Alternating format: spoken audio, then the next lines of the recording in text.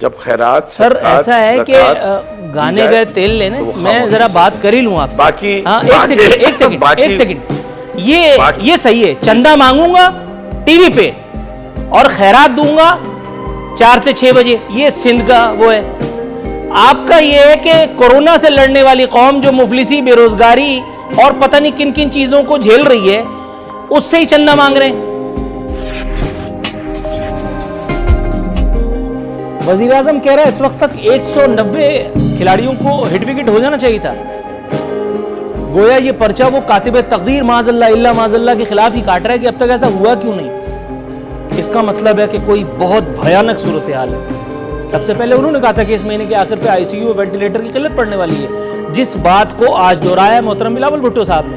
उन्होंने भी कहा इल्ला माज़ल्ला तौबा इस्तग़फ़ार, मेरे मुंह में खाक, अल्लाह की पनाह, अल्लाह ताला कभी ये वक्त पाकिस्तान और पाकिस्तानियों पर ना लाए कि सड़कों पर लोगों का इलाज हो रहा होगा। इसका मतलब है इल्ला माज़ल्ला तौबा इस्तग़फ़ार की ये गोया वही शायद सिचुएशन है जिसमें एक तहरीक इंसाफ का जय्यद पब्लिक रिलेशंस ऑफिसर और नाम नेहाद सहाफी स्क्रीन पर निहायत बेशर्मी और ढिठाई के साथ खड़ा होकर के दरोग गोई के आला तरीन एजाज के लिए अदाकारी करता पाया गया। यह बात के पकड़ में आ गया, क्योंकि झूठ जब भी बोला जाता है पकड़ फौरन हो जाती है।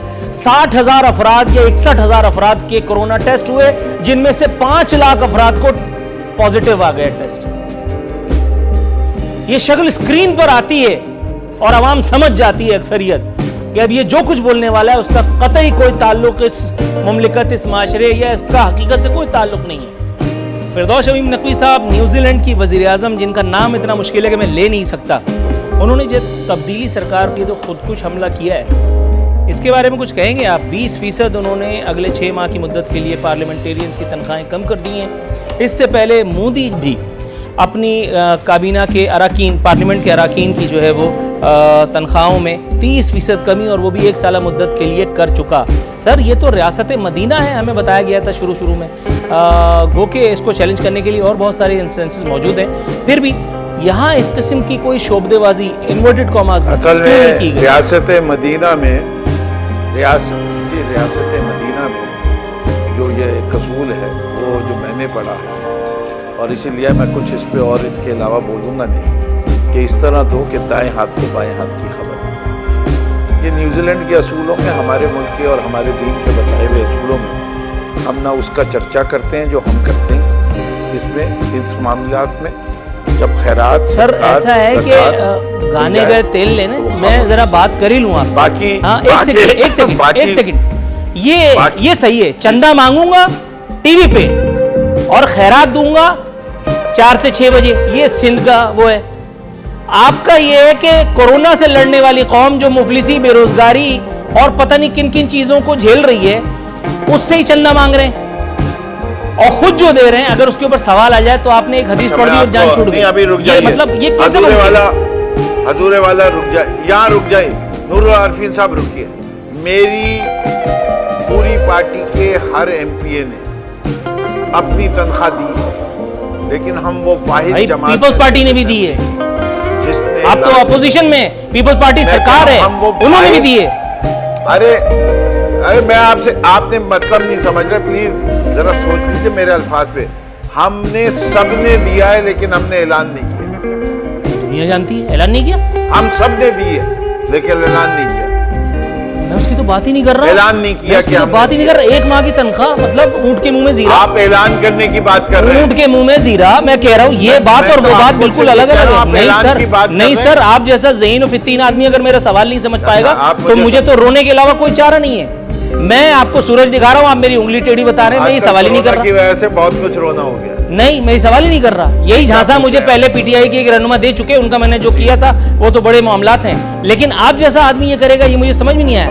मैं पूछ रहा हूं, एक आदमी 20% 6 महीने तक कमी कर देता है तनख्वाहों में, ये ज्यादा बड़ा काम है या 30% कमी और वो भी 1 साल की मुद्दत के लिए, ये ज्यादा सिग्निफिकेंट काम है? या ये जो आप कह रहे हैं कि हम ऐसे करते हैं कि दाएं हाथ की बाएं हाथ को। सर आप जब आमिर कियानी से मिलते हैं तो डट के मिलते हैं, जबकि उसके ऊपर एक FIR मौजूद है। FIR का मतलब आप समझ रहे होंगे। आप खुसरो बख्तियार को जो नवाजते हैं तो वो तो पूरी दुनिया के सामने नवाजते हैं।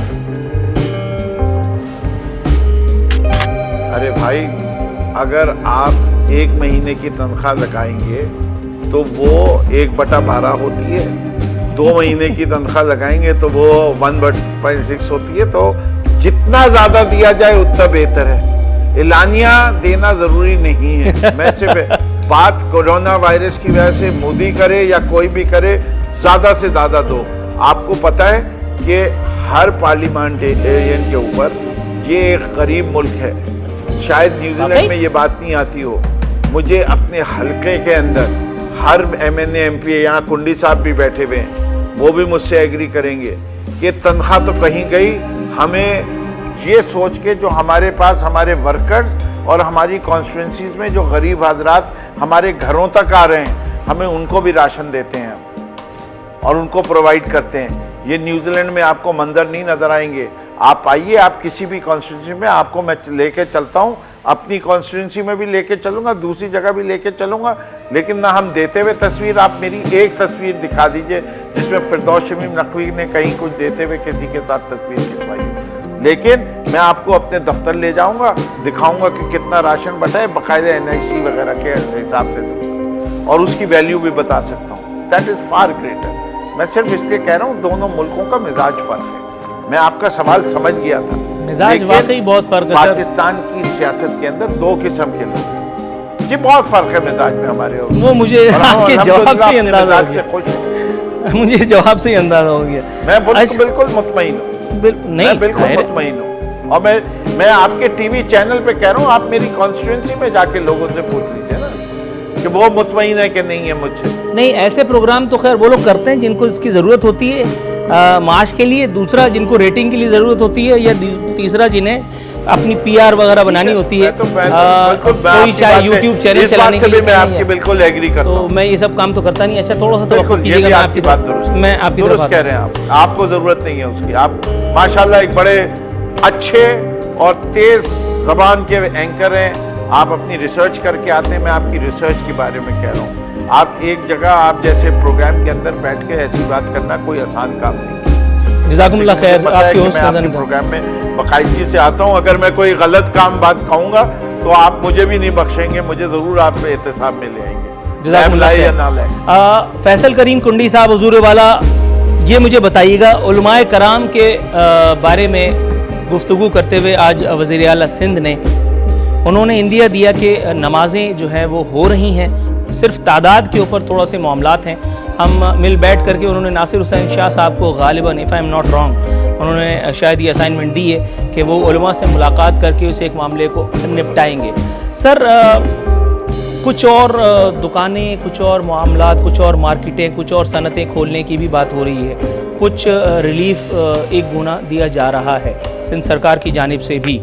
सर, तो क्यों ना मसाजिद की राह में ये जो रुकावट है, जब किसी सुपर मार्केट, किसी सुपर स्टोर, किसी जगह पे कोरोना लोगों को नहीं काट लेता,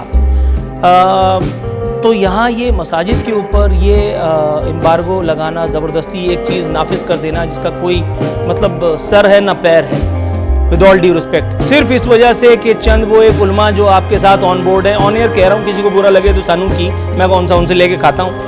किसी की ग्रांट आप रोक लेंगे, किसी को पुलिस मोबाइल चाहिए तो वो आप छीन लेंगे, किसी को 2 टुल्ले चाहिए होंगे तो आप वो नहीं देंगे। उनको अपनी जानों का खौफ है, हम तो वैसे ही मेंटल लोग हैं। तो वो एक उलमा जो ऑन बोर्ड होते हैं हुकूमतों के साथ, मुख्तलिफ हुकूमतों के साथ, आपके साथ भी हैं, जो मुख्तलिफ मौक़े पर प्रेस कॉन्फ्रेंसेस जिनको अरेंज करके दी जाती हैं और वो आकर के नामदहू व नसल्ली अला रसूल करीम करके और फिर उसके बाद जो बोलते हैं अलमान अल हफीज़, उनके अलावा ये जो एक बहुत बड़ा तबका है इवन उलमा का, ये जो एक अनरेस्ट का शिकार है, सर इसको इत्मीनान की फराहमी, ये जो एक अनरेस्ट है यहाँ पे, इस इबहाम के खात्मे के लिए सिंध सरकार की जो जिम्मेदारियां हैं, आपको लगता है कि उसको निभाया जा सकता है ऐसा तौर पर? वो भी देखिए, सबसे पहली बात यह है कि जो मुझको सुनने में आया है कि शायद रमज़ान में शायद मार्केट्स भी जो है वो 3 घंटे या 5 घंटे के लिए खोलना, ये शायद खोलें। अगर आप ये चीज़ें खोल रहे हैं, इतनी चीज़ें, अगर आप दर्जी खोल रहे हैं और कपड़े की दुकान बंद कर रहे हैं तो दर्जी कहाँ से कपड़े सिएगा? अगर ऐसी चीज़ें हैं और रमज़ान का महीना भी आ रहा है तो ये आप नहीं कर सकते हैं कि आप लोगों से कहें कि आप जो है मस्जिद में ना जाएं, या आप बोलें कि फासले पे खड़ोगे, ये बिल्कुल ही नहीं है। आप ये बोलेंगे जी फासले में खड़ो कि जमात होगी, बिल्कुल नहीं होगी हमारा, क्योंकि हम लोगों का जो है वो अकीदा ऐसे है। और फिर रमजान का महीना होगा, अभी भी देहातों में सिर्फ आप मैं ऑल ओवर पाकिस्तान कह रहा हूँ, अगर आप अर्बन एरिया में देखें तो शायद कुछ ना कुछ पाबंदी है, देहाती इलाकों में तो अभी भी बाजमात नमाजें हो रही हैं, जो है वो जुमा नमाजें भी हो रही हैं, सब कुछ हो रहा है, ये बात नहीं है कि नहीं हो रही है। लेकिन मैं समझता हूँ कि सिंध हुकूमत बशमूल वफाकी हुकूमत और बाकी सूबे सबको बैठ के, आज भी कादरी साहब की जो वजीर साहब हैं फेडरल के, उन्होंने कहा है कि हमारी मीटिंग्स हो रही हैं और चंद दिनों में हम इस चीज़ का जो है वाज़ेह ऐलान करेंगे। तो अगर मार्केट्स खोल रही हैं, दुकानें खोल रही हैं, तो फिर अगर आप रमज़ान के महीने में कहें कि आप तरावी न पढ़ें और आप जो है ईद की नमाज न पढ़ें, तो मैं समझता हूँ कि ये हमारे मुल्क में जिस माशरे में हम रहते हैं, तो मैं समझता हूँ कि ये मुनासिब नहीं होगा। बल्कि ये कल भी आप देखें कि मौलाना साहब हमारे जो है इस वाले अपना चांद जो मुनीब साहब चांद बड़ी धुआंधार प्रेस कॉन्फ्रेंस की आज फवाद चौधरी साहब ने उनको मतलब है कि ट्वीट किया उनके ऊपर कि मतलब है कि ये नहीं होना चाहिए। इस्लामाबाद में आप देखें औकाफ की वो है जो लाल मस्जिद वाले हैं, उन्होंने पिछला जुमा नमाज जो है वो पढ़ाई। तो ये चीजें जो है बहुत मुश्किल, अगर आप बाकी चीजें खोलेंगे और मस्जिदें बंद करेंगे तो लोगों के साथ इस चीज का जो है उसको आप ये चीज नहीं कह सकते कि आप नमाजें न पढ़े, बहुत मुश्किल चीज हो। दुरुस्त है सर, बस साइन ऑफ करने की इजाजत चाहूंगा आपसे। फिरदौस शमीम नकवी साहब, सर क्लोजिंग रिमार्क्स आपसे ले लूं। एक जुमला कहने की इजाजत देंगे? नहीं, आप ही की तरफ आ रहा हूँ, आप ही की तरफ आ रहा हूँ, और एक जुमला क्या 2 जुमले सुनूंगा। सर ये बताइए, फवाद चौधरी साहब का नाम लिया, हालांकि कोई ऐसी शख्सियत नहीं है कि जिनके नाम के साथ हंसते खेलते प्रोग्राम खत्म किया जाए, लेकिन फिर भी तौनो करन सवाल पूछना बनता है। मुफ्ती मुनीब को इतना बड़ा चांद नजर नहीं आता, तो इतना छोटा कोरोना कहां से नजर आएगा फवाद चौधरी? आग के अंधे लोगों को यह नजर नहीं आ रहा कि फवाद चौधरी तीसरी हुकूमत झेल रहा है खैर से और चौधरी की ताड़ में।